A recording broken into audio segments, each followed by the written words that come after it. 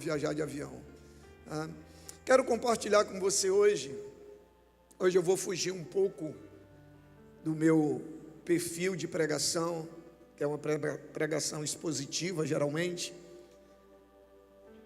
para ministrar um pouco sobre um tema, e a gente vai abordar alguns versículos bíblicos. O que você deve saber para vencer as aflições? O que nós precisamos saber para vencer as aflições? A Bíblia diz que quando Cristo se fez carne, quando Ele tomou a forma humana, ali certamente Cristo já estava destinado a sofrer aflições. Ele já veio com esse propósito de sofrer aflições que seriam convenientes, que fariam parte do processo de tudo aquilo que Deus tinha para fazer através dele aqui na terra. Por isso que Hebreus capítulo 2, versículo 10, se a galera da mídia conseguir postando os versículos, vai me abençoar muito. Hebreus 2:10 diz assim: ao levar muitos filhos à glória, convinha, ou seja, era conveniente que Deus, por causa de quem e por meio de quem tudo existe, tornasse perfeito mediante, quer dizer o quê? Através do sofrimento, o autor da salvação deles.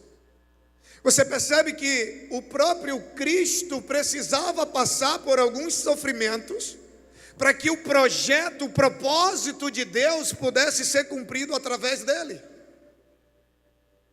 Cristo não precisou se santificar, ele era santo, em nada ele pecou, mas ele passou e ele enfrentou os sofrimentos como homem. Todo o processo da via dolorosa, Cristo ele enfrentou como homem, não foi como Deus. Ele sofreu o que eu e você sofreríamos. E com isso eu quero dizer que sofrer de uma aflição também depende da nossa percepção da situação.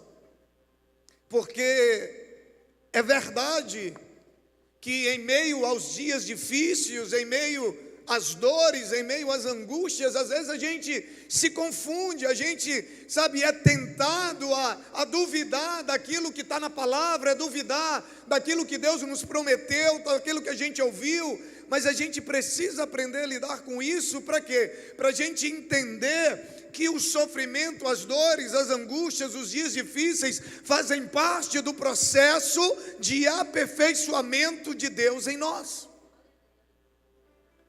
Nós somos aperfeiçoados na nossa fé, no nosso caráter, na nossa maturidade, através dos dias difíceis, através das aflições. O luto, ele pode incluir vários sentimentos, desde a dor, como ele pode incluir sentimentos de tristeza, de raiva, tem muita gente que se revolta, pode incluir sentimentos de culpa, e aí nós precisamos ter muito cuidado para a gente fazer o que a gente precisa fazer hoje, para a gente não se sentir culpado amanhã. Porque tem muita gente deixando coisa para amanhã sem saber que o amanhã vai chegar. Uma coisa que nós, os 4 irmãos, sentaram e conversamos depois do sepultamento do meu pai, foi poder olhar no olho um do outro e dizer: nós fizemos tudo o que nós podíamos fazer, nós cuidamos da melhor maneira que nós podíamos cuidar, nós dissemos a ele tudo o que nós tínhamos para dizer, nós abraçamos ele todas as vezes que nós tivemos oportunidade de abraçar. Eu lembro que a primeira vez que eu disse para o meu pai que eu o amava foi quando eu voltei do encontro. E já faz um tempo. Eu fui para o encontro, eu tinha 1 ano de conversão. E eu lembro do dia como se fosse hoje. Eu morava no Manuel Julião.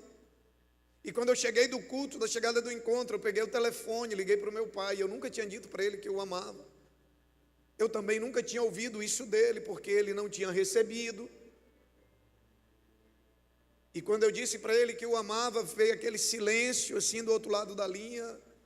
E eu imagino que depois de um grande esforço para ir contra toda uma história que tinha por trás da maneira como ele foi criado, ele disse: eu também te amo, meu filho. E depois daquele dia virou algo normal. Virou algo normal nas nossas conversas. Sabe, Deus me deu o privilégio de poder cuidar dele durante o tempo que ele ficou aqui em Rio Branco, os 40 dias de UTI. Depois ficou 10 dias, 9 dias lá no meu apartamento, e a gente cuidando de tudo. Eu parei minha vida para poder me dedicar 24 horas com ele. Parece assim que Deus estava me dando a oportunidade de viver o melhor que eu podia viver com ele ali. Então você tem oportunidades todos os dias de dizer e de fazer coisas que talvez você está deixando para depois, sabe? E aí, às vezes, o luto pode se tornar num sentimento de culpa, ou talvez num sentimento de desesperança, sabe? Todos nós sofremos com eles, desde crianças até adultos. No entanto, a Bíblia diz que essas aflições que eu e você certamente passaremos durante a nossa caminhada na terra, a Bíblia diz que Cristo, ele venceu o mundo, e com o mundo ele também venceu todas as aflições, e ele diz que com ele nós também podemos ser mais que vencedores. Mas às vezes isso se transformou num jargão popular. Com Cristo eu sou mais do que vencedor, só que eu não estou com Cristo. Parece que estar com Cristo é apenas repetir um jargão, e não é. Sabe, em João 16:33, ele diz: eu lhe disse essas coisas. Ou seja, Jesus tinha dito para o povo: ei, no mundo vocês vão ter aflições, vocês vão passar por lutas. Ele diz: eu lhe disse essas coisas para que em mim vocês tenham paz. É que quando elas passarem, sempre vai ficar algo bom. Romanos 5, versículos 3 a 5, vai nos falar disso. Ele diz: não só isso, mas também nos gloriamos nas tribulações. Por quê? Romanos 5, do 3 ao 5. Por que que nós nos gloriamos nas tribulações? Porque sabemos que a tribulação produz perseverança. A perseverança produz um caráter aprovado. E o caráter aprovado produz esperança. E a esperança não nos decepciona, porque Deus derramou o seu amor em nossos corações por meio do Espírito Santo que Ele nos concedeu. Ele diz: a perseverança produz um caráter aprovado, quando muitas vezes os dias de aflições nada mais são do que uma prova do nosso caráter. Se a gente vai continuar sendo quem a gente era nos dias bons, se a gente vai continuar adorando e glorificando a Ele como a gente adorava e glorificava nos dias bons, se a gente vai continuar obedecendo a Ele como a gente obedecia nos dias bons, às vezes as aflições nada mais são do que um momento de promoção, onde Deus vai ver o teu caráter, porque a Bíblia diz que amar a quem nos ama, a Bíblia diz que fazer a vontade de Deus quando tudo vai bem é fácil.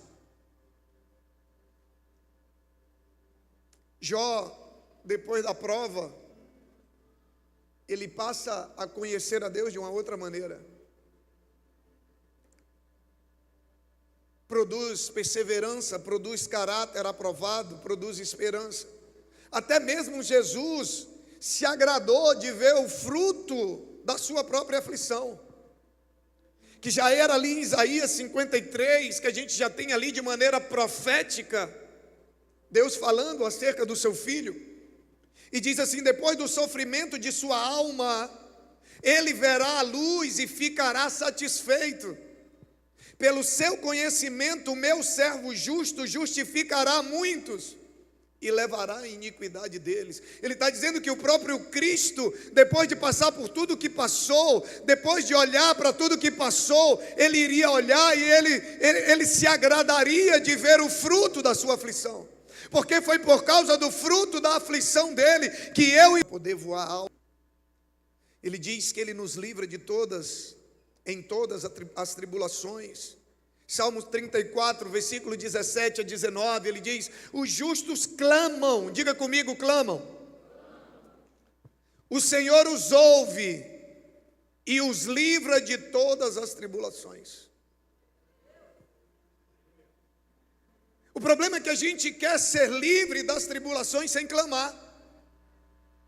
Mas ele diz: o justo clama, o Senhor ouve e o próprio Senhor o livra de todas as tribulações. O problema é que ao invés de clamar, sabe, a gente vai reclamar. Ao invés de clamar, sabe, a gente vai para a rede social, da onde, coitadinho, ao invés de clamar, a gente vai procurar ajuda de amigos influentes. Mas a Bíblia diz que o justo, ele clama, e a oração do justo não fica sem resposta. Aleluia!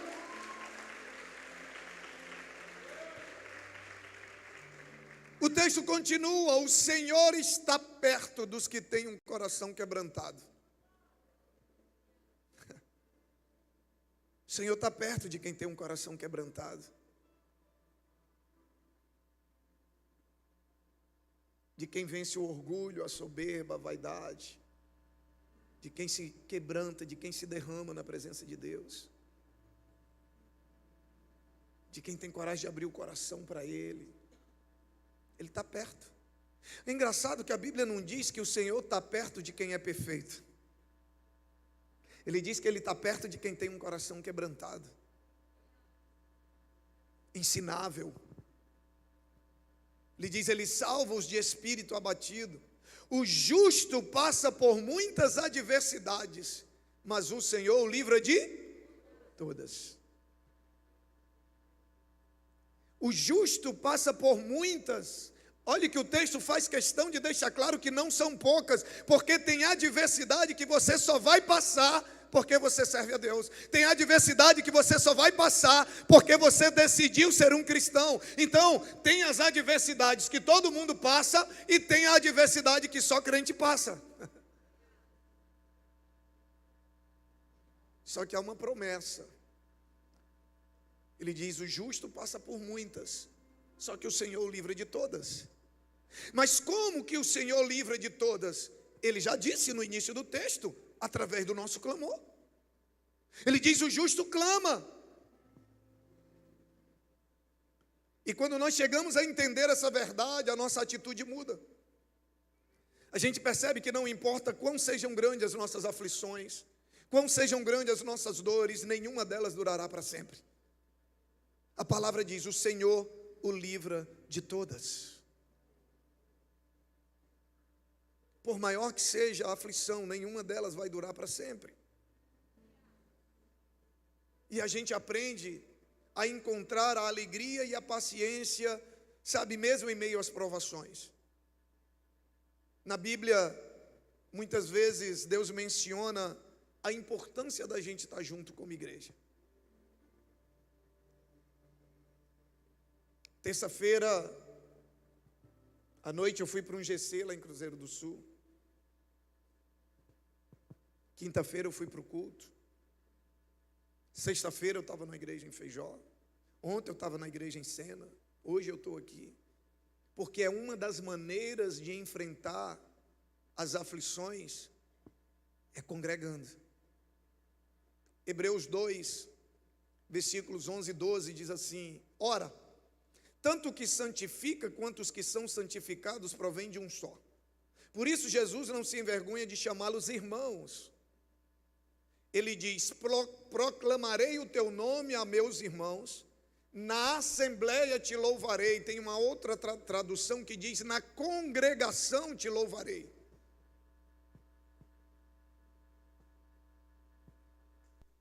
Às vezes a gente quer passar sozinho ou quer passar acompanhado das pessoas erradas. E aí, quando a gente não conhece essas maneiras de enfrentar as aflições, as dores e os sofrimentos, infelizmente acontecem tragédias como aquela que aconteceu em Santa Catarina, que no momento de dor, por não aceitar o fim de um relacionamento, um policial comete uma tragédia, mata toda a sua família e depois se mata, porque na cabeça dele aquela dor nunca ia passar. Porque quem comete algo dessa magnitude, ele não queria fazer isso. Ele queria se livrar da dor e do sofrimento. Não estou aqui inocentando, mas a gente sabe o que está por trás de atitudes extremas como essa. Pessoas, o desespero de achar que não tem saída, o desespero de achar que não tem solução, o desespero de achar que a dor nunca vai passar, o desespero de achar que, sabe, que nunca vai ser resolvido, não. Filipenses 4, versículos 6 a 8, ele diz: não andem ansiosos por coisa alguma, mas em tudo, pela oração e súplica, com ação de graça, apresentem seus pedidos a Deus. E a paz de Deus, que excede todo entendimento, guardará o seu coração e as suas mentes em Cristo Jesus. Ei, olha aqui, é fácil a gente falar isso, mas vamos entender. Ele diz: não ande ansioso. Qual é o caminho para não andar ansioso? Ele diz: em tudo, ore, apresente a Deus os seus pedidos através de oração, de súplica e ação de graça. Apresente a Deus os seus pedidos, e a paz de Deus, que excede todo entendimento, ou seja, é aquela paz que ninguém entende, é a paz que você não tem motivo para ter, é a paz de você estar ali velando o seu Pai e você sentir a paz de Deus tomando conta do seu coração. Agora, como que essa paz vem? Orando. Apresentem seus pedidos a Deus. E a paz. Sabe o que é o problema? É que a gente quer tudo que Deus tem para nós, mas a gente não quer trilhar o caminho para viver isso. Apresenta a Ele toda a tua ansiedade, toda a tua preocupação. Você vai perceber como é que você vai sair desse lugar. Ora todo dia, sabe, coloca nas mãos de Deus, sabe, decida confiar nele, você vai ver. Sabe, aí o texto continua, ele diz: finalmente, irmãos, tudo que for verdadeiro, tudo que for nobre, tudo que for correto, tudo que for puro, tudo que for amável, tudo que for de boa fama, se houver algo de excelente ou digno de louvor, pense nessas coisas. O que você pensa quando você está passando por momentos difíceis? Ah, pastor, eu só penso em besteira. Claro, você não está lendo a Bíblia todo dia. Só vai pensar besteira. Ah, mas eu não tenho tempo. Tem, o problema é que você está usando o tempo na rede social. Você vai pensar de acordo com o que você colocar na sua mente. Eu duvido que se você ler uma palavra todo dia pela manhã, você pegar a sua Bíblia, você ler, apresentar diante de Deus, com oração, com súplica, com gratidão, tudo aquilo que você está vivendo, tudo aquilo que você está passando, eu duvido que você saia de lá pensando besteira. Eu duvido se no meio do dia, no intervalo do almoço, você tira ali 10 minutos para você orar de novo, apresentar a Deus. Sabe, você vai no trabalho para o teu carro, ou você vai resolver uma situação e você está ali conectado com Deus 24 horas, dizendo: Senhor, eu sei que o Senhor vai me sustentar, Senhor, me dá uma direção, Senhor, me dá uma solução. Eu duvido que você vai ficar pensando besteira.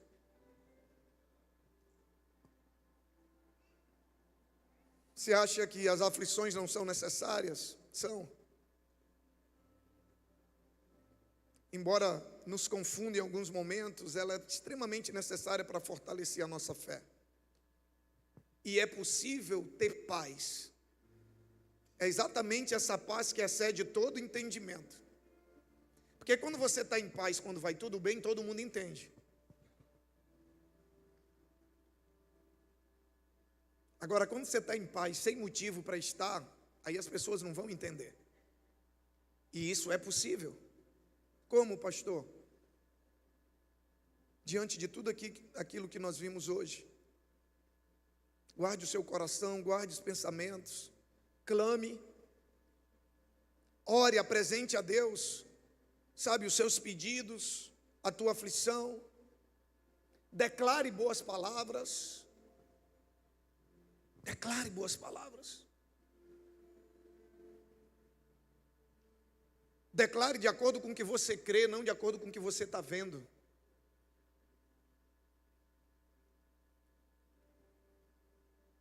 já falei isso aqui outras vezes, mas é uma frase que cabe muito nesse momento, para a gente encerrar. Se você fosse o seu próprio pastor, que conselho você daria no dia da aflição? Porque é fácil, né, quando está alguém aflito diante de nós e a gente diz: creia, confia, descansa em Deus. Desafio é quando a gente tem que dizer isso para nós mesmos. Quando a gente tem que dizer para a nossa alma: descansa em Deus, ó minha alma, porque eu ainda o louvarei. Porque eu sei que a dor vai passar. Porque eu sei que a aflição vai passar. Porque eu sei que o choro vai parar. E uma nova manhã vai surgir. E a alegria vai voltar. E o sorriso vai voltar. O problema é que a gente quer ter acesso a tudo isso pelo caminho errado. Ele é o único caminho. Ele é o único caminho. O texto vai dizer: apresente a Ele os seus pedidos em oração. O texto vai dizer: clame. O justo clama, o Senhor ouve o livro. O problema é que a gente não clama. Como que Deus vai ouvir um clamor que não existe?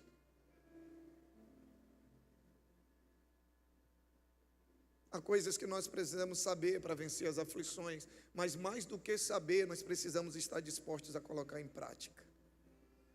Fica de pé no teu lugar.